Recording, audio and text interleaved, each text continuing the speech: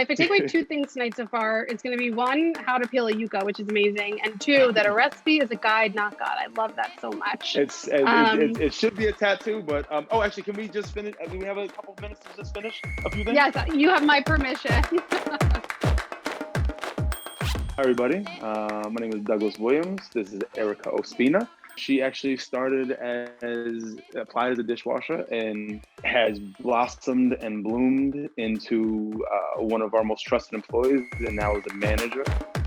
I remember the first time when the first kind of like, oh, she can cook and she's humble about it, and it was easy, was I think we were busy and I had lost the cook. I think a cook had quit or something happened, and we were like, oh God, we need family meal. And it was 4 o'clock, it was getting close, everyone was stressed. I didn't have time.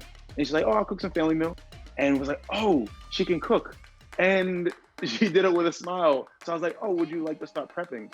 And she started to prep, and then the prep led to responsibility, and then she can do both of those. And then she was a little Mighty Mouse, just, moving those boys around and not letting them mess with her. So obviously all that equates into someone who can lead into management, and now she's an integral part of the business. I love that. She's a total All boss. through Sancocho.